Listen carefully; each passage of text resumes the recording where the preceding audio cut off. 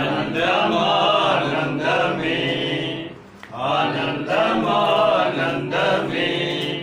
నీ ప్రేమ రుచించిన నాడే నన్ను నేను మరచితినయ్యా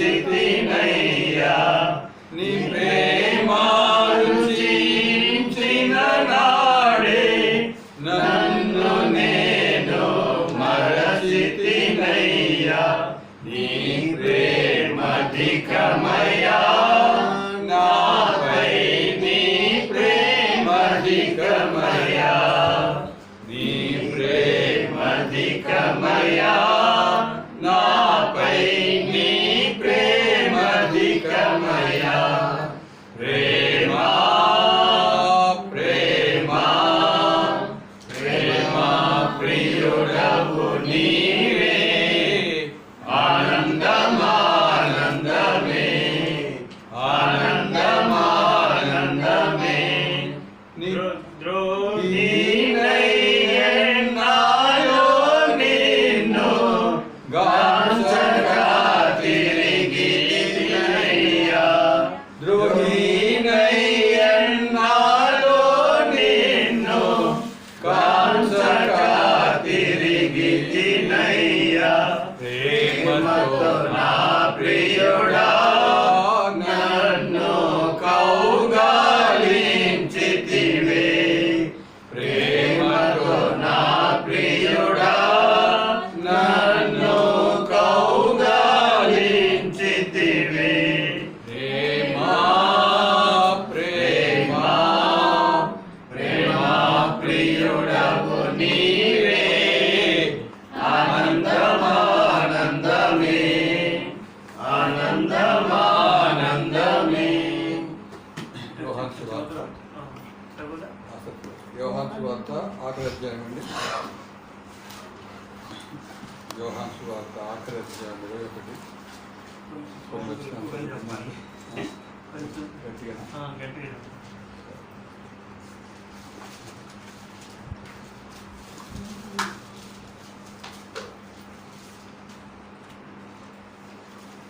ఇదొకటి అధ్యాయంలో 15 నుంచి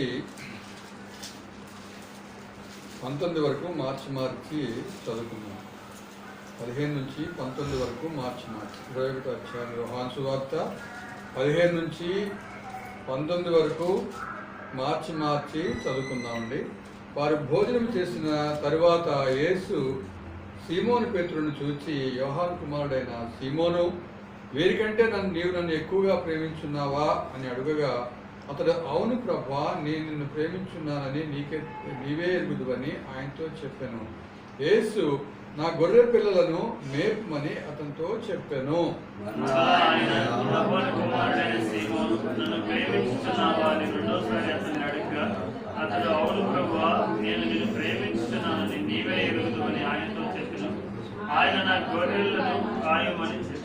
మూడవసారి ఆయన, యోహాను కుమారుడు అయిన సీమోను, నన్ను ప్రేమించున్నావా అని అతనిని అడిగాను. నన్ను ప్రేమించున్నావని మూడవసారి తనను అడిగినందుకు పేతురు వ్యసనపడి, ప్రభువా, నీవు సమస్తమును ఎరిగిన వాడు, నిన్ను ప్రేమించున్నావని నీవే ఎరుగుదువని ఆయనతో చెప్పాను.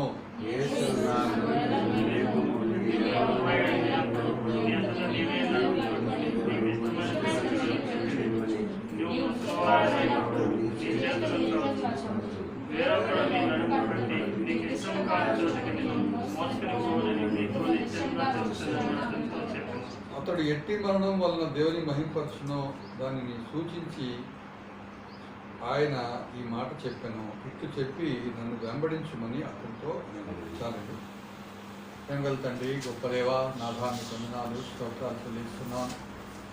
ఆయన ప్రభా, నీ దయ్యొడ్డు దాస్తుంది ప్రభా, నాలో ఈ మంచితనం లేదు ప్రభా.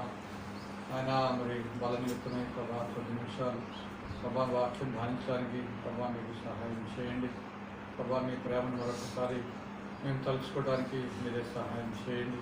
మీ కనికరాన్ని కోరుకుంటూ మీకు నా చెల్లిస్తూ ప్రభా తండ్రి, నేను యోగ్యంగా మీ బలలో చేయడానికి మీరే సహాయం చేయమని మా ప్రభువైన యేసుక్రీస్తు వారి నామం పేరిట వేడుకుంటున్నాం తండ్రి.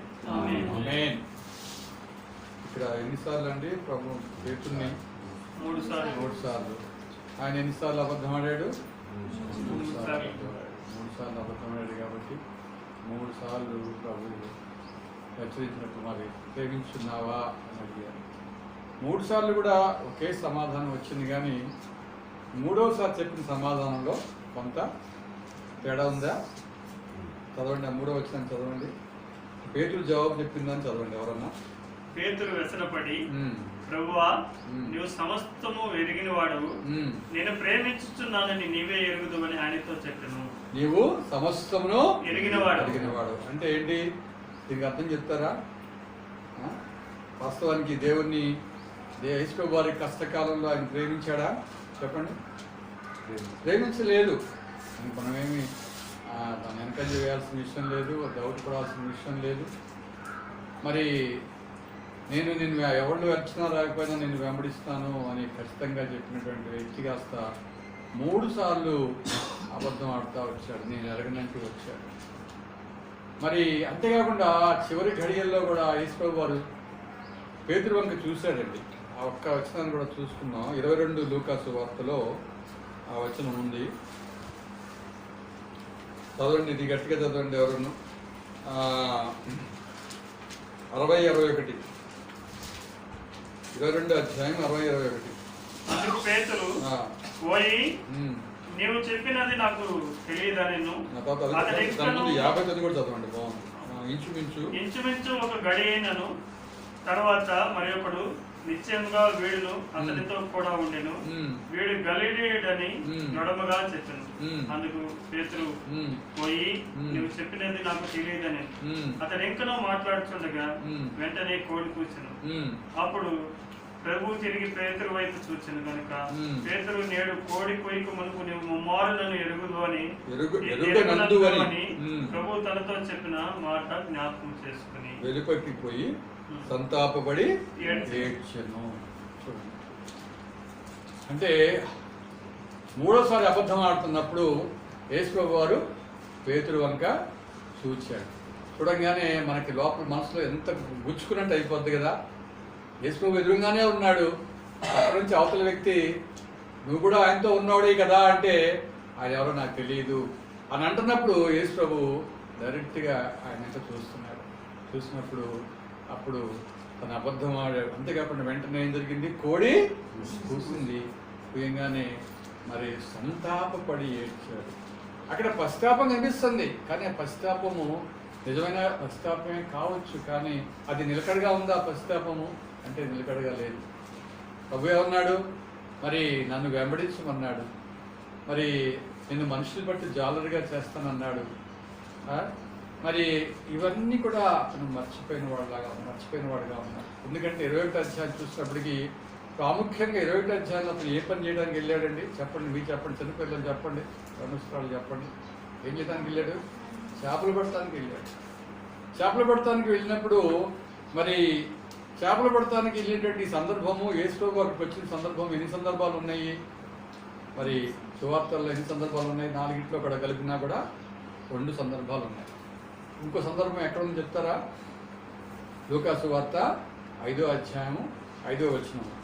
అది ఆ వచనం నాకు చాలా ఇష్టమైన మాట. చదవండి. లూకాసు వార్త 5:5.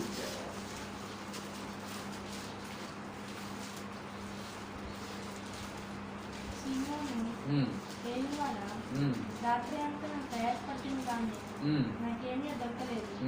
అయినా నేను మార్చుకున్నాను. సీమోను ఏలినవాడా, రాత్రి అంతయు మేము ప్రయాసపడింది కానీ మాకేమీ దొరకలేదు, అయినను నీ మాట చెప్పిన వలలు వేతుమని ఆయనతో చెప్పాను. వారు అలాగూ చేసి విస్తారమైన చేపలు పట్టిరి, అందుచేత వారి వలలు పిగిలిపోవచ్చుండగా. అంతకుముందు యేసు వారి వార్త ఏమన్నారంటే, నీవు దోణెను 4వ వచనం ఆయన బోధించుకు చాలించిన తర్వాత నీవు దోణెను లోతునకు నడిపించి చేపలు పట్టుటకు నీ వలలు వేయడని సీమోన్తో చెప్పారా. అంటే ఈ పేతురు చాలా ఎక్స్పర్ట్ అండి చేపలు పట్టడంలో. చాలా మరి ఏమంటారంటే దిట్ట, మంచి అనుభవం ఉన్నటువంటి వాడు. మరి ఎక్కడ చేపలు పడతాయో తెలుసు, అయినా మరి ఆ రోజు చేపలు పడలేదు. చేపలు పడకపోతే దోణెను లోతుగా నడిపించి చేపలు వేయి. ఎందుకంటే ప్రభు ఆజ్ఞ ఇచ్చాడు చేపలకి ఎవరు కూడా ఆయనకు వలలో పడకూడదని చెప్పేసి. మరి అక్కడ ఏమైందంటే మరి ఆ ఆజ్ఞంగానే ఒక్క చేప కూడా పడలేదు. మళ్ళీ ఇంకేమంటాడంటే ఒక మాట అన్నాడు, రాత్రంతా మేము ప్రయాసపడుతుంది కానీ మాకు దొరకలేదు, ఏమీ దొరకలేదు. అప్పుడు అయినా కూడా నీ మాట చొప్పున ఆ మాట గుర్తుపెట్టుకోండి. యేసు ప్రభు వారి మాట అంటే మాటే ఇక జరిగి తీరుతున్నాను. ఎందుకంటే ఆయన దైవత్వం కలిగినటువంటి మనిషిగా అక్కడ ఉన్నాడు, మానవుడిగా ఉన్నాడు. ఆయనకి ఏ సమస్తంలో ఎరిగినవాడు ఆయన. కనుక ఆ యొక్క చేపలు యొక్క గమనాన్ని ఆయన తెలుసు, వాటికి ఆజ్ఞ ఇచ్చాడు కాబట్టి అక్కడ లేకుండా అయిపోయింది. అదే మళ్ళా ఇక్కడ 21వ అధ్యాయంలో అది అయిన తర్వాత మరి 4వ అధ్యాయం మత్తయి సువార్త అంటాడు, మరి నువ్వు నన్ను వెంబడించుమో, నేను మనుషులు పట్టు జాలరిగా గవ్వ చెప్పేస్తున్నాను, మనుషులు పట్టు జాలరిగా నువ్వు ఉంటావు, ఇక నువ్వు చేపల వృత్తి మానేయి అని చెప్పిన అర్థం అన్నమాట. అంటే ఒక ఆజ్ఞ ఇచ్చాడు, మన మీద వేసుకుడు ఒక ఆజ్ఞ ఇచ్చాడు, నువ్వు ఇక చేపలు పట్టాల్సిన అవసరం లేదబ్బాయి, నువ్వు నన్ను వెంబడించాలి. వెంబడించడం కాకుండా మనం మనుషులు పట్టు జాలరిగా ఉంటావు. ఇప్పుడు దాకా నువ్వు చేపలు పట్టే జాలరిగా ఉన్నావు, ఇప్పుడు ఎటువంటి జాలరు అవుతావు నువ్వు? మనుషుల ఆత్మలను నువ్వు పట్టుకోవాలి. మనుషుల ఆత్మలను మరి సువార్త చెప్పి నువ్వు వాళ్ళను నా వద్దకు నడిపించాలి అని చెప్పినప్పుడు మరి యేసుప్రభు వారు చెప్పిన తర్వాత, యేసుప్రభు వారు సిలువ వేయబడిన తర్వాత, యేసుప్రభు వారు మరణమైన తర్వాత ఇవన్నీ చూసినటువంటి పేతురు మరి అక్కడ యేసుప్రభు వారు తన వంతు చూసినప్పుడు సంతాపపడి ఏడ్చాడు. కోడి కూసిందని ఘట్టం జరిగిన తర్వాత మరి వెంబడించిన అనుభవంలో ఉండాలా, లేకపోతే చేపలు పట్టే అనుభవంలోకి వెళ్ళాలా? వెంబడించే అనుభవంలో ఉండాలి, కానీ చేపలు పట్టే అనుభవంలోకి వెళ్ళిపోయారు. ఎందుకంటే యేసుప్రభు వారి యొక్క మరణ పునరుద్ధాల మీద ఆ విశ్వాసాన్ని కోల్పోయాడు. యేసుప్రభు వారు 4 సువార్తల్లో కూడా నేను తిరిగి లేస్తాను, నన్ను సిలువ వేస్తారు, నన్ను తిరిగి లేస్తానని తన శిష్యులకి పక్కాగా బోధించాడు. బోధించినా కూడా ప్రధాన శిష్యుడిగా ఉన్నటువంటి పేతురు గారు మరి నీ బండ మీదే నా సంఘాన్ని కడతానని చెప్పినటువంటి ఈ పేతురు గారు ఏమయ్యాడంటే చేపలు పట్టడానికి పోవటమే కాకుండా తనతో పాటు కొంతమంది శిష్యులు కూడా తీసుకుని వెళ్ళాడు. తీసుకుని వెళ్తే మరి చేపలు పడ్డాయా? చేపలు పడలేదు. మళ్ళా అదే సంఘటన మళ్ళా రెండోసారి రిపీట్ అయ్యింది. ఆ వచనాన్ని చదువుకుందామండి. చదవండి, కొంచెం మీరు గట్టిగా చదవండి. ఆయన చదవటం కాదు, మీరు చదవాలి, అలవాటు అవ్వాలి. 21వ అధ్యాయంలో మొదటి వచనం చదవండి ఎవరన్నా పిల్లలు.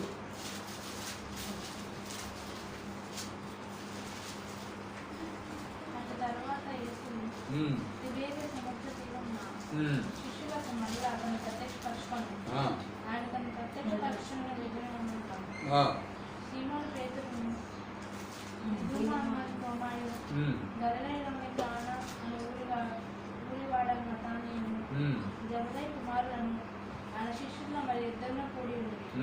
సీమోను పేతురు, నేను చేపలు పట్టుకుని పోదునని వారితో అంటవారు, మేము నీతో కూడా వచ్చాను. వారు వెళ్ళి దోణి ఎక్కిరి కానీ ఆ రాత్రి ఏమీ పట్టలేదు. చూడండి, అంటే రాత్రి అంతా కూడా అప్పుడు జరిగిన పరిస్థితి ఎప్పుడు వచ్చింది. ఈయనతో పాటు ఇంకా తోమా ఉన్నాడు, తర్వాత నతనీయేలు ఉన్నాడు, జబదయి కుమారులు 2 ఉన్నారు, మరి శిష్యుల్లో మరి 2 ఒకటిగా 6 మంది ఇక్కడ ఉన్నారు.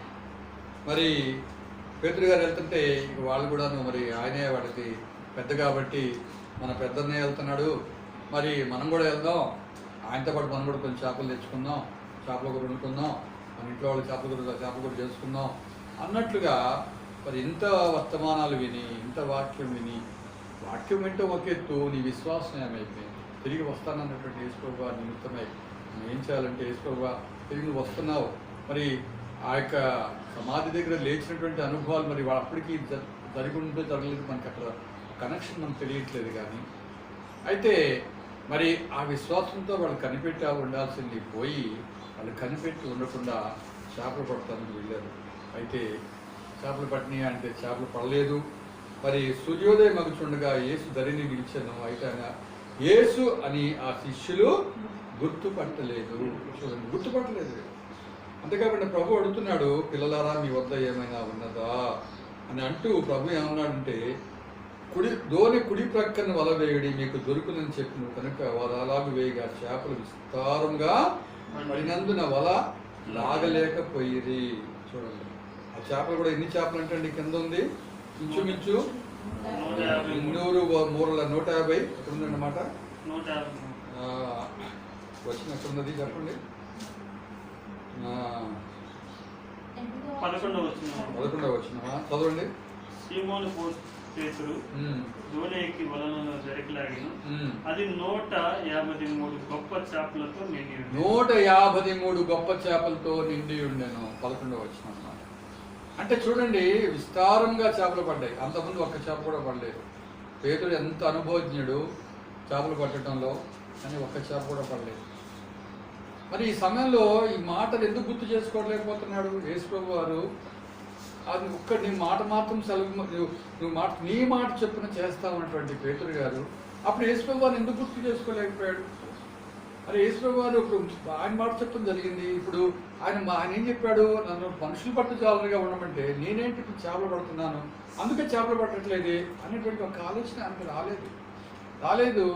మరి యేసుప్రభు వారు కూడా వాళ్ళు గుర్తుపట్టలేదు. మరి మాకేం దొరకలేదు అన్నప్పుడు దోణి కుడి ప్రక్కన వేయమన్నప్పుడు విస్తారమైన చేపలు, అవి కూడా 153 పెద్ద చేపలు వాళ్ళకి పెట్టినప్పుడు వాళ్ళకి ఆహారాన్ని అక్కడ మరి చేపలు, మరి మీ దగ్గర ఆహారం ఏముందామంటే అంటే యేసుప్రభు వారే వాళ్ళని పిల్లలారా అనే మాట వాడుతున్నారు చూడండి.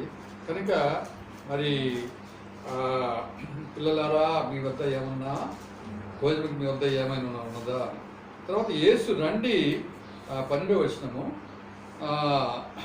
యేసు రండి భోజనం చేయదని వార్త చెప్పను. ఆయన ప్రభువుని వారికి తెలిసినందున నీవెవడవని శిష్యులతో ఎవడనూ ఆయన అడుగు తెగింపలేదు. యేసు వచ్చి ఆ రొట్టెను తీసుకుని వారికి పంచిపెట్టను, అలాగే చేపలను కూడా పంచిపెట్టను.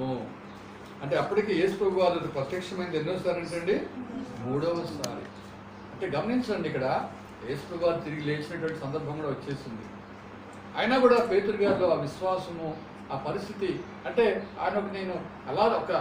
ఆయన తిరిగి లేచాడు, సమాధి నుండి తిరిగి లేచాడు, సమాధిలో ఆయన లేడు అన్న విషయం జరిగిన సందర్భం తర్వాత కూడా చేపలు పెట్టడానికి వెళ్తాం అనేది ఇది సరైనటువంటి, అంటే అతని యొక్క ఆ విశ్వాసంలో కానీ లేకపోతే ఆ యొక్క ప్రభు తిరిగి లేచాడు కనుక ఇప్పుడు నేను ప్రభుని వెతకాలి, ప్రభు యొక్క మార్గంలో నేను ఉండాలి అనేటువంటి ఆలోచన నుంచి అతను తొలగిపోయాడు కాబట్టి అక్కడ ఏమైందంటే పరిస్థితి, మరి ఆయన సిగ్గుపడినటువంటి పరిస్థితి వచ్చేసింది.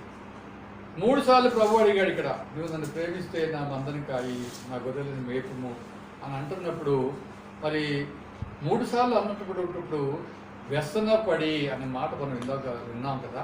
వ్యసన పడటం అంటే ఆయన నువ్వు సమస్తం ఎరిగినవాడు, బయటకు అనలేకపోతున్నాడు, నేను ప్రేమించలేదు ప్రభువా, నేను 3 సార్లు అబద్ధం ఆడాను ప్రభువా అని అనలేక నీవు సమస్తమును ఎరిగిన వాడవు అంటున్నాడు. అప్పుడు నీవు ఆ మాట అన్న తర్వాత ప్రభు అంటున్నాడు, నీవు నా మందులను మేపుమని చెప్తూ రాబోయేటువంటి సంఘటన చెప్తున్నాడు. అది కూడా చదువుతున్నాం అలా. మరి యేసు నా 18 వచ్చింది, నా గొర్రెలను మేపుము, నీవు యవనుడు అయినప్పుడు నీ అంతటి నీవే నడుము కట్టుకుని నీకు ఇష్టమైన చోటికి వెళ్ళిచుంటివి, నీవు ముసలివాడు అయినప్పుడు నీ చేతులు నీవు చాచుదు, వేరొకడు నీ నడుము కట్టి నీకు ఇష్టం కాని చోటికి నేను మోసుకుని పోనని నీతో నిశ్చయముగా చెప్పుచున్నాను. అంటే ఏంటంటే ఇష్టం వచ్చినట్టు నువ్వు చేస్తున్నావు అనేటువంటి సందర్భ విషయాన్ని కూడా గుర్తు చేస్తున్నాడు. నీ ఇష్టం వచ్చినట్టు నిన్ను మరి మనుషులు పట్టు జాలరుగా ఉండమని చెప్పినా కూడా నేను మళ్ళా చేపలు పడతానని చెప్పి నువ్వు చేపలు పడతానికి వెళ్తే చేపలు ఏమైనా పడతాయా? ఎందుకంటే ఆ చేపలకు దేవుడు అక్కడ ఆజ్ఞాపించాడు. ఇంకో మాట గుర్తు చేసుకుందాం. 15వ అధ్యాయం యోహాను సువార్తలో ఆ వచనాన్ని చదువుతాను నేను.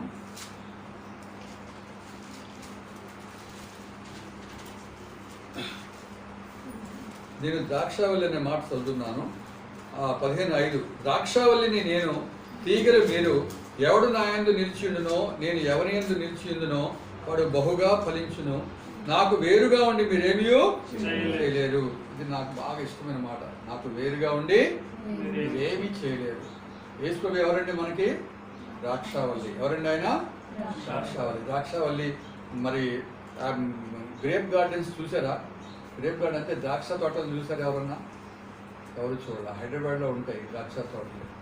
అవి ద్రాక్ష తోటలను, ఆ ద్రాక్షావల్లిని ఇట్లా కట్లు కట్టి అవి బలహీనంగా ఉంటాయి, అట్లా కట్టి ఆ పందిరిలా కడితే ఆ పందిరి మీద అది వ్యాపిస్తుంది అన్నమాట. దాని నుంచి మళ్ళీ కొమ్మలలా వస్తూ ఉంటాయి. కొమ్మలకి ద్రాక్షలు ఎట్లా ఉంటాయంటే గుత్తులుగా కాస్తాయి. ఒక్కొక్కటి కాస్తాయి, గుత్తులుగా కాస్తాయి. మనం గుత్తులు బజార్లో చూస్తుంటాం కదా. కనుక నేను ద్రాక్షావల్లిని, తీగలు మీరు. మరి నా యందు మీరును మీ యందు నా మాటలు నిలిచి ఉండినా మీరు బహుగా ఫలింతురు. నాకు వేరుగా ఉండి మీరేమి అంటే తీగల్ని కోసేసి కింద పడేసాం అనుకోండి, ఏమన్నా ఒక్క కాయన కాస్తా, ఒక గుత్తన్న కాస్తా చెప్పండి. అంటే తీగలు ద్రాక్షావళి లేకపోతే అవి ఏమన్నా చేయగలుగుతాయా? ఏమీ చేయలేవు. కనుక యేసు ప్రభు వారిని ద్రాక్షావళితో పోల్చాడు, తను ద్రాక్షావళితో పోల్చుకున్నాడు. మనల్ని అందరిని ఎట్లా పోల్చాడు? తీగలతో పోల్చాడు. కనుక ఆయనలో మనం ఉంటేనే, అంతేకాకుండా నా యందు మీరును మీ యందు నా మాటలు అంటే సారం ఎక్కడి నుంచి వస్తుంది? ద్రాక్షావళి నుంచి సారం వస్తుంది.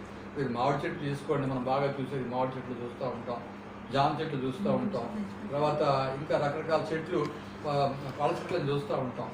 మరి ప్రతి ఏటా కాస్తుంది మామిడికాయ, ఎన్నో కార్లు మామిడికాయలు కాయలు కాస్తాయి గుర్తుంటుంది. ఆ మామిడికాయలు కాయటం అంటే దానికి ఎంతో ఎరువు వేసి మరి మా తోటమాల అవన్నీ చేస్తున్నప్పుడు మరి దాని నుంచి ఆ యొక్క వేళ నుంచి ఆ సారం వచ్చి ఆ సారము ఎక్కడ దాకా పోతుంది? కొమ్మల దాకా వెళ్తుంది. ఆ కొమ్మల నుంచి ఏమొస్తాయంటే ఫలాలు వస్తూ ఉంటాయి. ద్రాక్ష చెట్టు అయినా అంతే, తర్వాత మామిడి చెట్టు అయినా అంతే. కనుక సారము ఎవరంటే ప్రభువుని యేసుక్రీస్తు వారు. సారము ఆయన మాటలు. కనుక మరి సారము ప్రభు దగ్గరికి మనకు వస్తుంది. ఆయన మాటలు మనలో పనిచేస్తున్నాయి. మనలో పనిచేస్తున్నప్పుడు ఆ మాట ప్రకారంగా మనము కట్టబడుతూ ఉన్నాము, మనము ఆయనలో కట్టబడుతూ ఉన్నాము, మనం ఆయనలో ఎదుగుతున్నాము. అప్పుడు మనం ఎటువంటి అనుభవంలోకి వస్తామంటే ఫలించే అనుభవంలోకి వస్తాం. ఏ అనుభవంలోకి వస్తామండి? ఫలించే అనుభవంలోకి వస్తాం. మనం ఫలించకపోతే మన పరిస్థితి ఏమైపోతుంది చెప్పండి? నాకు వేరుగా ఉండి వేరేమీ చేయలేరు. ఇంకో మాట అక్కడే ఉంది, అక్కడ పైనే ఉంది ఆ మాట, అది కూడా చదువుకుందాం. ఆ కొమ్మలు ఫలించకపోతే దాన్ని కట్ చేసేసి చదవండి అన్నమాట. 15వ అధ్యాయంలోనే ఉంటుంది అన్నమాట. నాలో ఫలింపని ప్రతి తీగను ఆయన తీసి పారవేను,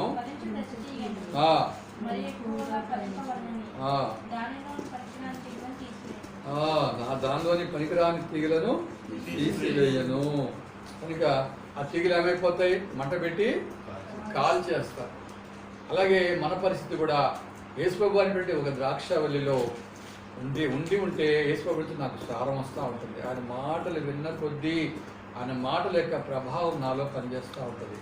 ఆ మాటల ప్రభావం చదువుకున్న వాళ్ళమైనా చదువుకున్న వాళ్ళమైనా బాగా పనిచేయాలి. ఆ మాటల ప్రభావం ఏంటంటే ఆ పని చేయడం అంటే ఏంటి? నేను ప్రభువుకు లోబడాలి, నేను ప్రభు ఆజ్ఞలను నేను పాటించాలి, నీ మాట చొప్పున చేస్తానటువంటి పేతురు గారు లూకాసు వార్త 5వ అధ్యాయంలో 21వ అధ్యాయానికి వచ్చినప్పుడు మాట చొప్పున చేశాడా ప్రిన్స్ బాబు?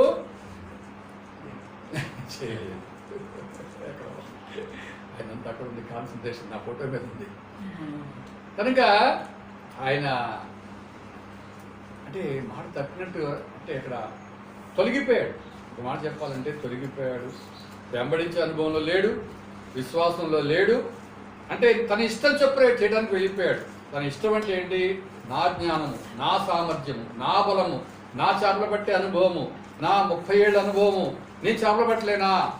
అరే ఇన్ని నాళ్ళుగా సువార్త విన్నాను, ఇన్ని నాళ్ళుగా ఆయన వెంట తిరిగాను, మరి ఇన్ని నాళ్ళుగా ఆయన చేసినటువంటి అద్భుత కార్యాలు, ఆయన చేసినటువంటి మరి స్వస్థత కార్యాలు, ఆయన బోధలు, ఒక మంచిగా జీవించాలన్నటువంటి బోధలు విన్నాను.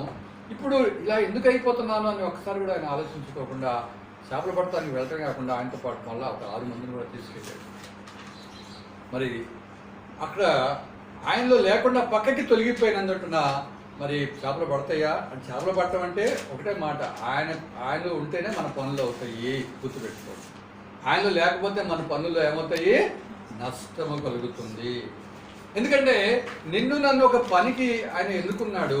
ఆ పనిని మనం ఆ విశ్వాసం నుంచి మనము మరి కొంచెం విశ్వాసం ఉండొచ్చు, కానీ ఏంటంటే మనం తొలగిపోయిన అనుభవంలోకి వెళ్ళిపోయి మన ఇష్టానుసారంగా వెళ్ళిపోతున్నప్పుడు మన జ్ఞానాన్ని, మన బలాన్ని, మన శక్తిని ఆధారంగా చేసుకుని యేసు ప్రభు మాటల్ని మరి ప్రాముఖ్యంగా ఎంచుకున్నట్లయితే మనం ఏమవుతామంటే ఏమీ చేయలేనటువంటి నిస్సహాయ స్థితికి మనము దిగజారిపోతాము. ఇది నీ యొక్క నా యొక్క వ్యక్తిగత అనుభవం అయి ఉండాలి. ఒక పేతురు గారిదే కాదండి. ఇక్కడ నేను ఎందుకు చెప్తున్నానంటే it should be my personal experience. ఇక్కడ కూర్చున్నటువంటి ప్రతి ఒక్కరిది కానీ మాట్లాడుతున్న నాది కూడాను ఇది ఎటువంటిదిగా కావాలంటే ఒక వ్యక్తిగత అనుభవము. యేసు ప్రభులో నేను ఎలా ఉన్నాను, యేసు ప్రభు నన్ను ప్రేమించినట్టుగా నేను ఆయనని ప్రేమిస్తున్నానా? ఇక్కడ పేతురు గారు నేను ప్రశ్నించాడు, నీవు నన్ను ప్రేమిస్తున్నావా అన్నాడు. మరి మనం నిజంగా యేసు ప్రభుని ప్రేమించేటువంటి అనుభవంలో ఉన్నట్లయితే మనం ఎట్లా ఉంటామంటే మనం ఫలించే అనుభవంలోకి వస్తాము.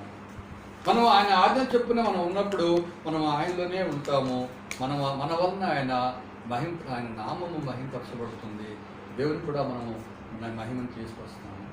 కనుక ఇక్కడ ద్రాక్షావళి అనుభవంలో మీరు ఉన్నారా, నేనున్నాను అనేది మనము ఈ బల్ల వద్దకు వెళ్ళేటప్పుడు మనం ప్రశ్నించుకోవాలి. ఎందుకంటే మన ప్రభువు లోబడి చేస్తున్నానా, వ్యక్తిగతంగా నేను ఎరిగిన అనుభవంలోకి వచ్చానా? పేతురు ఇంత వాక్యం విన్నాడు, ఆయన స్వయంగా ఆయన చూశాడు, ఆయన వెంబడించాడు, ఆయన వాక్యాలు విన్నాడు, ఆయన బోధ విన్నాడు, ఆయన అద్భుత కార్యాలు చేశాడు.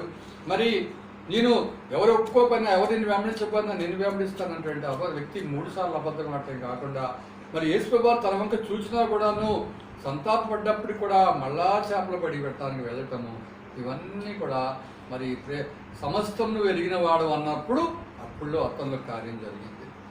దేవుడు యేసు ప్రభువు నన్ను 3వ సారి అడుగుతున్నాడు అంటే ఇది నా దోషాన్ని నాకు తెలియపరుస్తున్నాడు. నిజంగా నేను ప్రేమించలేదు కనుక ఇప్పుడు నేను ఒక నిర్ణయానికి వచ్చాను, నేను ఏమైనా సరే ఇప్పుడు నేను ప్రభువుని వెంబడించాలి. ఇక అప్పటి నుంచి అది టర్నింగ్ పాయింట్ అయిపోయింది. యేసు ప్రభువు అలా ప్రశ్నించడము, ఆయనలో ఎంత మార్పు అంటే ఆ మేడగదిలో వాళ్ళు మరి పరిశుద్ధాత్మ కోసం వాళ్ళు మరి కనిపెడతా వచ్చారు. మరి మీరు పరిశుద్ధాత్మ మీ మీదకి వచ్చినప్పుడు మీరు శక్తి పొందొద్దు అంటున్నాడు కదా, మరి అపొస్తలుల కార్యం 1వ అధ్యాయంలో చూడాల్సిన అవసరం లేదు. కనుక అక్కడ వాళ్ళు అప్పుడు నేను ఇప్పుడు ప్రభువుని వెంబడించాలి. నీ మరణము నువ్వు వృద్ధాపంలో నీవు ఎటువంటి మరణం అవుతావు అనే విషయాన్ని కూడా ప్రభు చెప్తా వచ్చాడు, భవిష్యత్తులో జరగబోయే విషయాన్ని కూడా. అంటే నీవు నా నామం నిమిత్తము నువ్వు హింస పొంది నువ్వు మరణం అవుతావు అంటే దాన్ని కూడా సిద్ధపడిపోయి నేను ప్రభువుని వెంబడించాలి. ఒక దృఢమైనటువంటి ఒక నిశ్చయతకు ఆయన వచ్చిన వాడుగా అంటున్నాడు. వచ్చి ఆయన యొక్క వాక్యము బోధించడం మొదలుపెట్టాడు. పరిశుద్ధాత్మను పొందుకున్నవాడై ఆయన మరి ఆ 2వ అధ్యాయం నుంచి మొదలు పెడితే మరి పేతురు గారి యొక్క కార్యాలు మనం చూస్తాం. మరి కొన్ని వచనాలు చూసుకుందామండి, గౌగా చెప్పేస్తాను. 2:41 చదవండి. అపొస్తలుల కార్యం 2:41 గౌగా.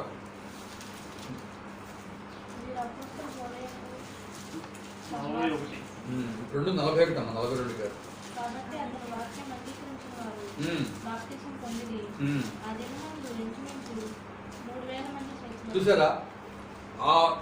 మరి అతని వాక్యము అంగీకరించిన వారు ఇప్పుడు అతను మనుషులు పట్టే జాలరు అయిపోయాడు.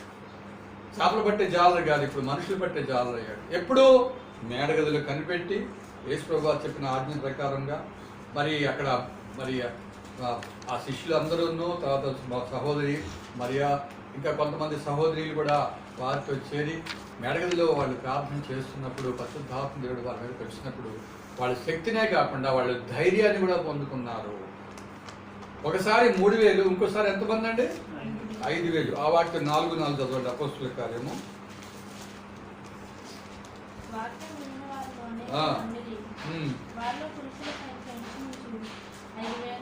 వాక్యం విని వారిలో అనేకులు నమ్మిరి, వారిలో పురుషుల సంఖ్య ఇంచుమించు 5,000. అంటే ఇంకా స్త్రీలు ఉన్నారా లేదా? ఉన్నారు. కేవలం పురుషుల సంఖ్య 5,000. అంటే ఇక్కడ పేతురు ఎంత ధైర్యంగా ప్రకటిస్తా వచ్చాడో వాక్యాన్ని. కొంచెం ఈ వాక్యాన్ని నేను చదువుతున్నాను. 4:13. వారు పేతురు యోహానుల ధైర్యం చూసినప్పుడు వారు విద్యలేని పామరులను గ్రహించి ఆశ్చర్యపడి వారు యేసుతో కూడా ఉండిన వారని గుర్తెరిగిరి. సరే, ఇప్పుడు ఆయనకి ఎక్కడలేని ధైర్యం వచ్చిందండి. అది చెప్పే బోధ ఎంత జ్ఞానంతో ఉందంటే ఆ బోధ, అరే వీళ్ళు చేపలు పెట్టేవాళ్ళు, వీళ్ళు పాండిత్యం లేని వారు, ఇటువంటి పామరులు వీళ్ళకి ఇంత ధైర్యంగా వీళ్ళు ఇంత జ్ఞానంతో బోధిస్తున్నారని చెప్పేసి మరి వాళ్ళు ఆశ్చర్యపడ్డారంట. అలాగే ఇంకో చోట మరి వాక్యము ఎట్లా ధైర్యంగా బోధించారనే విషయాన్ని కూడా మనం చదువుదాము.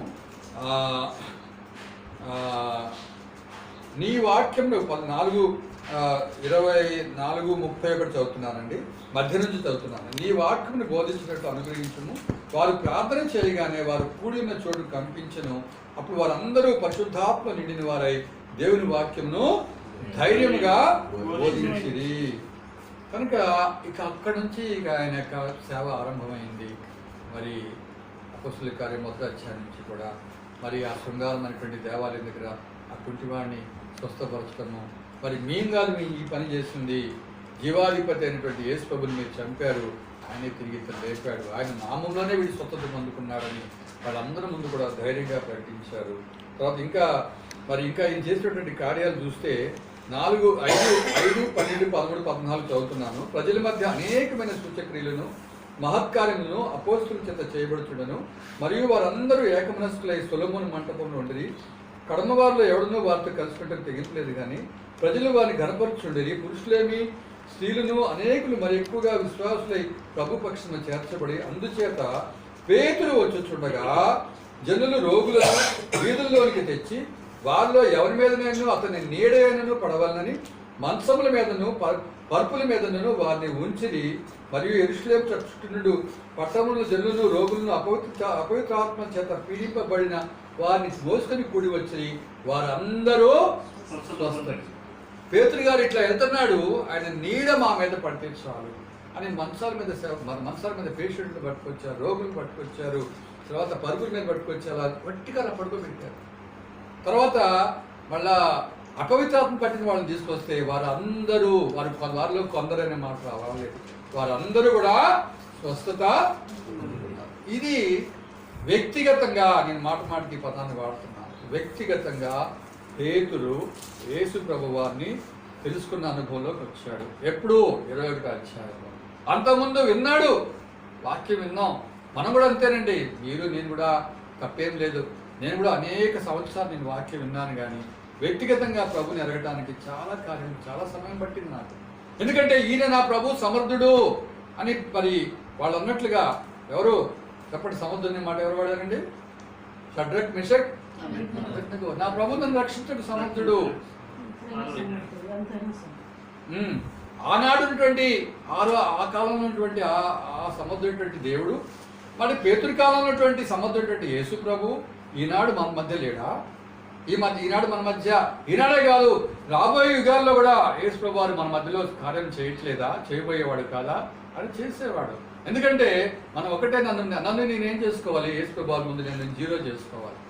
యేసు ప్రభు వారు లేకుండా నేనేమీ చెయ్యలేను అని ఎప్పుడైతే నీ యొక్క బలహీనతలను, నీ చేతగానితనాన్ని, నీ నిస్సహాయతని, నీ జ్ఞాన శూన్యతని నువ్వు గ్రహించితే యేసు ప్రభు వారే నాకు కేంద్రమై ఉన్నాడు. నా విశ్వాసానికి కేంద్రమే కాకుండా నా శక్తిమంతుడైనటువంటి దేవుడు, వారిని రక్షించకు ఆయన శక్తిమంతుడై ఉన్నాడని 7:25 హెబ్రోన్లో ఉంటుంది, హెబ్రీ పత్రికలో ఉంటుంది. కానీ మనం రక్షించకు ఆయన శక్తిమంతుడైనటువంటి దేవుడిగా ఉంటున్నాడు. కనుక రాబోయే యుగాలకు కూడాను, రాబోయే దినాల్లో రక్షణ పొందుకునేటువంటి వారికి కూడాను ఆయన రక్షించకు సమర్థుడే కాకుండా వారి మార్గంలో వారు ప్రభుని వెంబడించడానికి యేసు ప్రభు వారు వారిని నడిపించేటువంటి దేవుడిగా ఉంటున్నాడు. కనుక ఆయన మనం వ్యక్తిగతంగా ఎదిగిన అనుభవంలోకి వస్తే మనం తప్పకుండా మరి మాకాది యెహోవా మాకాది మీ నామకే మహిమ అంటాము. అంతేకాకుండా ప్రభువా నీవు నా పక్షంగా కార్యం చేయమంటాము. ప్రభువా నా చింత యావత్తు నీ పైన వేస్తున్నావు అంటాం. ప్రభువా నా భారం మొత్తం నీ పైన వేస్తున్నా అంటున్నావు. ప్రభువా నేను ఈ పని చేయాలా వద్దా అని దావీదు వల్లే మనం విచారణ చేస్తాం. ప్రభువా ఈ పని చేయమంటావా అని విచారణ చేసినట్టు దావీదు గారు. అలా కూడా మనం కూడా ప్రభువా ఈ పని చేయమంటావా వద్దా? ప్రభు అంత విచారణ చేయకుండానే ప్రభు తిరిగి లేచి అనుభవంలోకి వచ్చాడని తెలుసుకున్నా కూడా పేతురు గారు మళ్ళా చేపలు పడటానికి వెళ్ళాడు.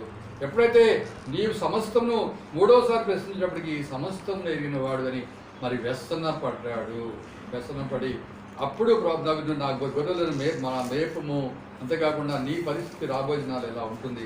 ఇప్పుడు దాకా నువ్వు ఇష్టం వచ్చినట్టు తిరిగావు, ఇష్టం వచ్చినట్టు వెళ్ళావు, కానీ ఇప్పుడు నువ్వు నా పని చెయ్యాలి. నా పని చేయాలంటే దేవుని యొక్క మాటలు, దేవుని యొక్క వాగ్దానాలు, దేవుని యొక్క మరి చేసినటువంటి అద్భుత కార్యాలు నీ జీవితంలో, నా జీవితంలో ఆయన చేసినటువంటి అద్భుత కార్యాలు, ఇంతవరకు మరి గడిచిన కాలంలో చేసినటువంటి పనులను జ్ఞాపకం చూసుకుంటూ ముందు కాలంలో, భవిష్యత్ కాలంలో మనం ప్రభు పైన ఆధారపడకపోతే ఆధారపడట్లేదు అంటే అర్థం ఏంటి? నేను నా జ్ఞానం మీద ఆధారపడుతున్నాను, నా బలం మీద ఆధారపడుతున్నాను. ఇప్పుడు నన్ను కరోనా అని చెప్పేసి నన్ను అందరూ భయపెట్టేస్తున్నారు. నీకు 68 వచ్చేసి నువ్వేం ప్రయాణాలు చేస్తావు, దారిలో ప్రయాణాలు చేయకూడదు, వాళ్ళకి వెళ్ళాక నువ్వేం సేవ చేస్తావు అనేటువంటి రకరకాలుగా నన్ను కొంచెం నిరుత్సాహపరుస్తున్నారు. కానీ నేను నన్ను ఆడపడి ఆమె మాటలు పట్టించుకోవట్లేదు. ప్రభు నన్ను వెంబడించమంటున్నాడు. ఆ వెంబడించే అనుభవంలో నేను సాగిపోవాల్సిందే. ఎందుకంటే నన్ను ఎవరు పట్టుకున్నారు? నేను ఎవరు చేయబట్టుకున్నాను? దేవుని చేయబట్టుకున్నాను. నా చేయి ఎవరు పట్టుకున్నారు? ఆయన పట్టుకున్నాడు. నేను నా చెయ్యి ఆయన చేతిలో ఉంది, ఆయన నా చేతిని పట్టుకున్నాడు, ఆయన బలమైనటువంటి హస్తాల్లో నేను ఉన్నాను కనుక ఆయన చూసుకుంటాడు, ఆయన ప్రతి ఒక్క పరిస్థితిలో కూడా నాతో ప్రభు ఉన్నాడు. ఒకనాడు దైవజనుడు స్టడ్ గన్ అని, ఆయన ఇంగ్లాండ్లో పెద్ద క్రికెట్ ప్లేయరు, గొప్ప డబ్బు కలిగినటువంటి వ్యక్తి, సిటీ స్టడ్. ఆయన మరి ఆఫ్రికా దేశంలో సేవ చేస్తున్నాడు అన్నమాట. ఆయన వృద్ధాపంలో అక్కడ చనిపోయాడు. ఆయన గొప్ప సేవ చేశాడు స్టడ్ గారు. మరి ఆ క్రికెట్ని ఎంత ఇంటర్నేషనల్ ప్లేయర్ అన్నమాట. అటువంటి వ్యక్తి దేవుని కోసం, యేసు ప్రభు కోసం క్రికెట్ని వదిలేసుకున్నాడు. మరి ఆస్తి అంతా, తండ్రి ఇచ్చిన ఆస్తి అంతా కూడా సేవలో వాడేస్తాడు. అయితే ఒకసారి అటువంటి ఆ యొక్క అడవి జాతుల ప్రజల్లో ఒక అతను దాన్ని ఏమంటారు అంటే ఒక కాలు అంగవైకల్యం అంట, కుంటుతూ నడుస్తాడంట. కుంటుతూ నడుస్తున్నటువంటి వ్యక్తిని స్టడ్ గారు అడిగారంట, స్టడ్ గారు మరి ఇంకెవరు అడిగారంట, మరి పని పేరేదో ఉంది బాబు, నువ్వు యేసుప్రభుని వెంబడిస్తానంటున్నావు, సేవా సేవ చేస్తానంటున్నావు, మరి నీ కాళ్ళు నొప్పి వచ్చి గబుకుని అన్న పడితే ఎట్లాగా అంటే యేసుప్రభు ఉన్నాడు అన్న, యేసుప్రభు నాతో ఉన్నాడు అన్నాడు. నువ్వు గబుకుని మరి ఎక్కడికి వెళ్తే నేను ఎవరు చూడకపోతే, నీకు భోజనం పెట్టకపోతే నీ పరిస్థితి ఏంటి? యేసుప్రభు ఉన్నాడు అన్నాడు. ఎవరైనా నేను కొడితే ఏం చేస్తారంటే యేసుప్రభు నాతో ఉన్నాడు. అంటే ఎంత ధైర్యం అంటే చూడండి. అంటే అంతగా మీరు కూడా చూసే ఉంటారు, ఈ మధ్య మొబైల్లో వస్తుంది, ఒకతను సరిగా అసలు కాలు కూడా సరిగ్గా పడట్లా, ఇట్లా ముందుకు వంగిపోతున్నాడు. అతని చేతిలో కరపత్రాలు తీసుకుని హైదరాబాద్లో ఎక్కడో అనుకుంటాను సువార్త ఇస్తున్నాడు. అసలు అంటే అతను చూస్తే మనం సిగ్గుపడాల్సిన పరిస్థితి అన్నమాట. అటువంటి పరిస్థితుల్లో అతను ఇటు నుంచి అటు దాడుతున్నాడు రోడ్డు, వాడు అటు నుంచి వస్తున్నాడు. అసలు అట్లాంటి కాలు జారిపోయేటువంటి వ్యక్తి మరి ఎప్పుడైనా పడిపోవడానికి అవకాశం ఉంటుంది. అట్లా జారిపోయే వ్యక్తి ఇలా కుంటుకుంటాను, ఇట్లా అనుకుంటానే ఆయన నేను సరిగ్గా చూపించలేకపోతున్నాను, ఆ సువార్త కాగితాలు కరపత్రాలు ఇచ్చుకుంటూ పోతున్నాను. అందరికీ అలా కష్టపడిస్తుంటే వాళ్ళు సంతోషంగా తీసుకుంటారు. ఇంత కష్టపడిస్తున్నాడు, ఈ కాగితం మనం తీసుకోవాలని గౌరవంగా తీసుకుంటారు ఆయన దగ్గర నుంచి. అంటే చూడండి, నేను ఎందుకు చెప్తున్నానంటే యేసు ప్రభుని నిజంగా ప్రేమించేవాళ్ళంటే వాళ్ళు అంతో అంగవైకల్యంతో ఉండి కూడా వాళ్ళని ప్రేమిస్తున్నారు.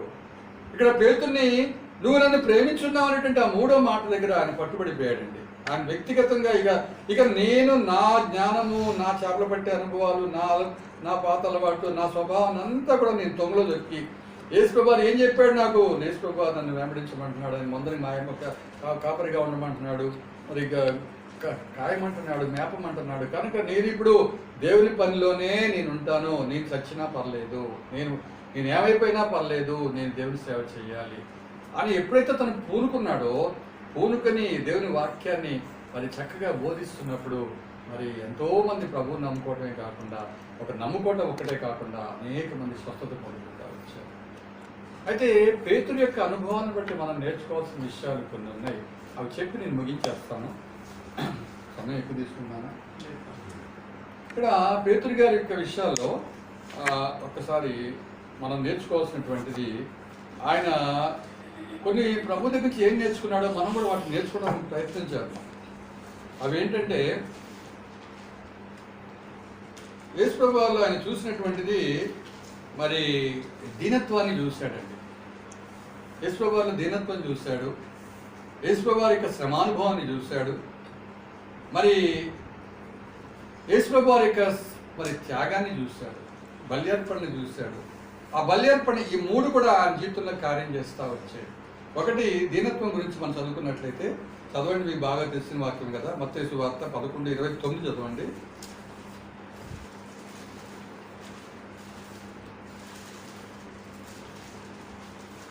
గబగబా చదవాలన్నా?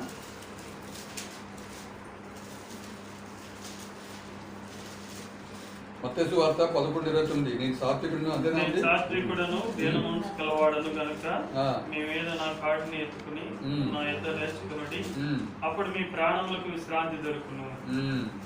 ఏలయనగా నా కాడి సులువుగాను నా భారము తేలికగాను ఉన్నది. యేసు ప్రభువు తానే ఏమంటున్నా అంటే నేను సాత్వికుడను దీన మనసు కలవాడిని. కనుక ఆ సాత్వికమైనటువంటి కాడిని మన మీద ఎత్తుకుంటే మనం చాలా సులువుగా ఉంటుంది అన్నమాట. అంటే దీనత్వాన్ని మనం భరించాలంటున్నాడు. ఇదే విషయాల్ని ఇక్కడ పేతురు గారి తన అనుభవంతో ఏం చెప్తున్నాడు, ఆయన దీన మనసు గురించి ఏం చెప్తున్నాడు అనే దాన్ని పేతురు మనకు బాగా తెలిసిన వచనమే 5వ అధ్యాయం, 1 పేతురు 5వ అధ్యాయము. చదవండి ఎవరన్నా, 5 చదవండమ్మా పిల్లలు, చిన్నలారా గట్టిగా. 1 పేతురు 5వ అధ్యాయం 5వ వచనం.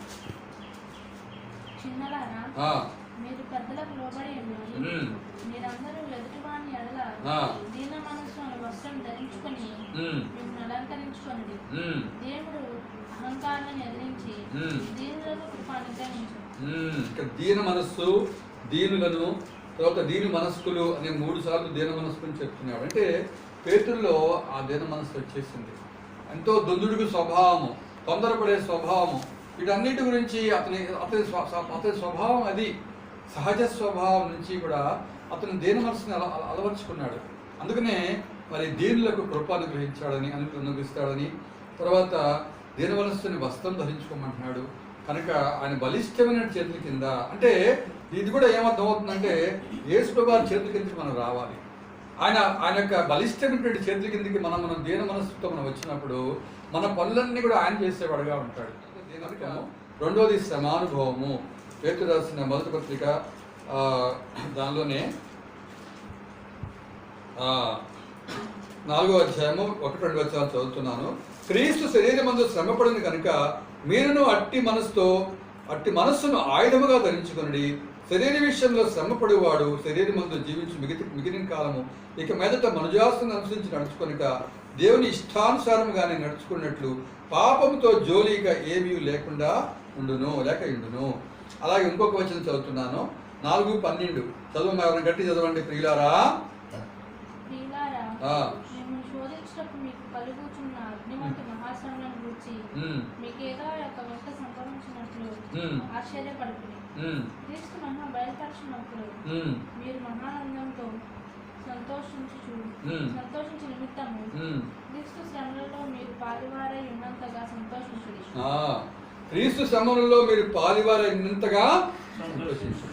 శ్రమ అనే ఆయుధాన్ని ధరించుకోమంటున్నాడు. ఇది చాలా మంది క్రైస్తవులు చేయడానికి ఇష్టపడరు. శ్రమ అంటేనే పారిపోతాం. కానీ శ్రమ పడటానికి ఇష్టపడితే మనం క్రీస్తుకు పక్షాన ఉన్నట్లు అన్నమాట. అప్పుడు మనలో పాపం ఇంక ఉండదండి. ఒక ఉదాహరణ చెప్తాను, బహుశా ఇది మీకు కూడా తెలిసి ఉండొచ్చేమో, నాకు తెలియదు. ఆమె ఒక బ్రాహ్మణ స్త్రీ. మరి అక్కడ ఉత్తరాంధ్రలో సేవ చేసేటువంటి ఆయన పేరు కృష్ణ, మరి ఏంటో గుర్తు రావట్లేదు నాకు. ఆయన దగ్గరికి ఆమె కబురు చేసిందంట వాళ్ళ నాన్నగారి ద్వారా. ఆయన గురించి విన్నది. మంచి వైద్యునుడు, మంచి వర్తమానం చెప్తూ ఉంటాడు. ఆయన కూడా హిందువుల నుంచి ప్రభువుని నమ్ముకున్నాడు. ఈవిడెక్కడో మరి చీరాల, ఒంగోలు ప్రాంతంలో ఉంటుంది. వాళ్ళ నాన్నగారు మంచి ఉద్యోగస్తుడు. వాళ్ళ నాన్నగారు ప్రభువుని నమ్ముకున్నాడు. ఆయన బ్రాహ్మణుడు. ఆయన కూతురు కూడా ప్రభువుని నమ్ముకుంది. అయితే ఈవిడికి పెద్ద కష్టం వచ్చింది, మామూలు కష్టం కాదు. ఎటువంటి కష్టం అంటే ఈవిడ ఇంట్లో తను చేసుకోలేదు. చిన్న వయసే, 20 ఏళ్ల వయసేనేమో, అంతకంటే చిన్నదేమో నాకు తెలియదు. మరి ఎంత కష్టం అంటే అది ఇక కుదరని రోగం అనమాట. ఆ కుదరని రోగం వచ్చినటువంటి ఈమె తండ్రి ప్రభుని విని వాళ్ళు మరి ఎంతగానో ప్రభులో సంతోషం అంటే ఆ యొక్క విశ్వాసము రక్షణ అనుభవంలోకి వస్తారు. మిగతా వాళ్ళు ఎవరు కూడా ప్రభుని నమ్ముకోరు. ఆ ఇంట్లో వీళ్ళిద్దరిని విసుక్కుంటూ ఉంటారు అనమాట. వీళ్ళిద్దరిని వ్యతిరేకిస్తూ విరోధిస్తూ ఉంటారు. అయితే ఆమె ఒకసారి నీకు కబురు చేస్తుంది వాళ్ళ నాన్నగారి ద్వారా, మా అమ్మాయి మిమ్మల్ని చూడాలనుకుంటుంది, ఒకసారి మా ఇంటికి వచ్చి ప్రార్థన చేయండి అంటే ఆ దైవజనుడు వాళ్ళ ఇంటికి వచ్చి ప్రార్థన చేస్తాడంట. ప్రార్థన చేసినప్పుడు ఆమె అందంట, అయ్యగారు నేను నన్ను స్వస్థపరచమని మేము ప్రార్థన చేయమంటలేదు, నేను ఈ కష్టంలో కూడా నేను సాక్షిగా ఉండడానికి, నేను ప్రభువుని ప్రకటించేటట్టుగా ఉండాలని నా కోసం భారంగా ప్రార్థన చేయండి అని చెప్పి ఆ అమ్మాయి కోరుకున్నప్పుడు అతనికి ఆశ్చర్యం వేసిందంట. ఏంటి, సాధారణంగా ఇటువంటి పరిస్థితుల్లో ఎవరి బిడ్డ స్వస్థత కోసం అడుగుతారు ఎవరైనా కూడా, మరి ఇట్లా అడుగుతుంది, ఆశ్చర్యకరంగా అడుగుతుందని చెప్పేసి ఆ విధంగా ప్రార్థన చేసి వెళ్ళిపోతాడు. వెళ్ళిపోయిన తర్వాత ఆ బిడ్డ మరి ఎంతగా మరి ఏమవుతుందంటే ఆ తర్వాత కొన్నాళ్ళకి వాళ్ళ నాన్నగారు ఇంకొంత ఆస్తి ఇచ్చి ఆయన చనిపోవటం జరుగుతుంది. అట్లా చనిపోతాడు. అంతేనా? చనిపోతాడు. విన్నారైతే ఇక ఇదేనే సంతోషం. అయితే అంటే వినని వాడు అన్నట్టు వాళ్ళకి ఉపయోగపడుతుంది. అయితే మీరు విన్నారా? వినలేదు కదా, బాబ్జీ మీరు కూడా వినుండరు. విన్నారా? Very good. ఆమె అంటే ఒక కాలేజీ దగ్గరికి ఒక ఆటో వాడిని తీసుకెళ్ళి అక్కడ కాలేజీ స్టూడెంట్కి సువార్త ప్రకటించిందంట. ఆటోలో అలాగే పడుకునే సువార్త ప్రకటిస్తుంటే వాళ్ళు పిలుస్తుంటే వాళ్ళు వచ్చి మరి ఎవరో ఒకటి ఇట్లా పడుకునుంది అని చెప్పేసి వచ్చి అందరూ కూడా కరపత్రికలు తీసుకుని మరి చాలామంది ప్రభువుని నమ్ముకున్నారంట. ఆశ్చర్యకర విషయం. దానిలో మరి దాదాపు 20 మంది అంతమంది ఎక్కువ మంది ప్రభుని సేవకులుగా కూడా సేవకు సమర్పించుకున్నారు. చూడండి, మరి మన కాళ్ళు చేతులు బాగుండి అన్నీ బాగుండడమే మనం ఏం చేయలేకపోతున్నాము. కానీ మరి రోగగ్రస్తులాలుగా ఉంది. మరి అలాగే ఆ పోలియో కుర్రాడిని చూసాం. ఇదేంటి, దీని అర్థం ఏంటంటే వాళ్ళు యేసు ప్రభువుని ప్రేమిస్తున్నారు. ఎట్లా ప్రేమిస్తున్నారు? తమ ప్రాణాన్ని లెక్క చేయకుండా వాళ్ళు ప్రేమిస్తున్నారు. కనుక ఆ శ్రమలో వాళ్ళు ఏమి చింతపడతలేదు. నేను ఇట్లా అయిపోయానే చూస్తాము. అక్కడ మరి ఆయన చంపాలని కూడా అనుకుంటారు, కానీ ప్రభు అక్కడ తప్పిస్తాడు. మరి ఆ తర్వాత మనం చూస్తాము ఆ సంఘం ఆసక్తిగా ప్రార్థించినట్లు అని చెప్పేసి. ఆ తర్వాత ఆయన మరణము బైబిల్లో రాయబడలేదు, కానీ ఆయన తలకిందులుగా ఆయన ఏం చేశారు? సిలువ వేశారు. తర్వాత ఒకటి చూసాము, ఆయన యొక్క మరి దీనత్వం చూసాము. మొట్టమొదటిగా ఆయన వ్యక్తిగతంగా ప్రభుని ఎరిగిన అనుభవము, రెండోదిగా దీనత్వము, మూడోదిగా శ్రమానుభవం, నాలుగోదిగా మరి బల్యార్పణ, ఆయన తిరిగి సమర్పించుకోవటం. అది కూడా మనము అక్కడే మనం చూస్తాం. ఆయన తిరిగి సమర్పించుకున్నట్టు ప్రభువే చూపిస్తాడు తిరిగి. ఆ విధంగా మనం తను సమర్పించుకుంటూ వచ్చాడు. ఇవన్నీ కూడా మనము ఆయనను వెంబడించే అనుభవంలో మనం ఈ విషయాలు మనం కలిగిస్తున్నాము. నిజంగా అటువంటి దీనత్వం నాలో ఉంది. ఆ శ్రమ వచ్చినప్పుడు నేను తట్టుకోగలుగుతున్నానా? అసలు వ్యక్తిగతంగా నేను ప్రభువుని వెంబడిస్తుంటే నేను ప్రతి చిన్న విషయానికి నేను ప్రభు మీద ఆధారపడతాను, ప్రయాసపడతాను. ఎందుకంటే నేను ఆయన మాటలు నాలో కార్యకారి అవుతున్నాయి. ఆయన వాగ్దానాల మీద నేను ఆధారపడుతున్నాను. తప్పకుండా ప్రభు నాకు అన్ని విషయాల్లో ఆయన సహాయం చేసేవాడుగా ఉంటున్నాడు. ఇంకొక వచనము మన శ్రమానుభవం గురించి వచ్చినమే. మరి తన నిత్య మహిమను క్రీస్తునందు మిమ్మల్ని పిలిచినటువంటి సర్వకృపానిధి దేవుడు పేతురు రాసినటువంటి పత్రిక 5వ అధ్యాయం ఉంటుంది.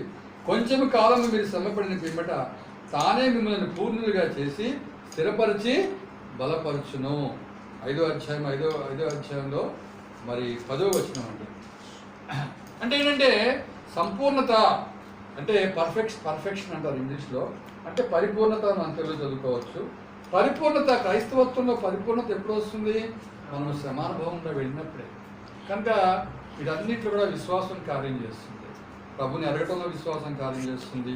దినత్వంలో మరి విశ్వాసం కార్యం చేస్తుంది. శ్రమానుభవంలో మన విశ్వాసం కార్యం చేస్తుంది.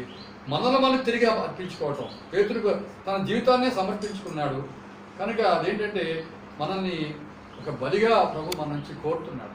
అంటే ఏంటంటే మనం బలిగా అవటం వలన అంటే మన ప్రాణాలను తీసేసుకుంటాడు, లేకపోతే నేను హతసాక్షిగా అయిపోవాలని ఆ విధంగా నేను చెప్పడం కాదు. కానీ కొంతమందికే ప్రభు అవకాశం ఇస్తాడు హతసాక్షులు కావటానికి, అందరికీ అవడు. ఎందుకంటే మనందరం కూడా ప్రభు నిమిత్తం శ్రమానుభవంగా వెళ్ళి శ్రమానుభవం వెళ్ళిన వాళ్ళు, ప్రభు కోసం కష్టపడిన వాళ్ళు ఎక్కువ సాక్షిగా ఉండగలుగుతారు. ఎక్కువ కాలం ప్రభు కోసం సాక్షిగా ఉండగలుగుతారు. హతసాక్షిగా ఉండేవాడు కొద్ది కాలమే సాక్షిగా ఉంటాడు. కానీ ప్రభుని వెంబడిస్తున్నప్పుడు ఎన్ని కష్టాలు వచ్చినా కూడా అది మహానందం ఎంచుకోండి అని చెప్పి అంటాడు. కానీ వాస్తవాన్ని చూసినట్లయితే అది మహానందం ఎంచుకోగలుగుతామా? ఆ శ్రమానికి ఇష్టపడతామా అంటే ఒకసారి మనం వెనకంజి వేస్తామండి. ఎందుకంటే అక్కడ మనం ప్రభు మీద అంత ఆధారపడాలి. అయితే ప్రభు మనం ఏమంటున్నా అంటే నన్ను వెంబడించును అంటున్నాడు. కనుక మరి ఆ వచనాన్ని కూడా చూసుకుందాం. ఆఖరిగా వచనాన్ని చూసుకుని మనము ముగించుకుందాం. మార్క్స్ వార్త 8వ అధ్యాయము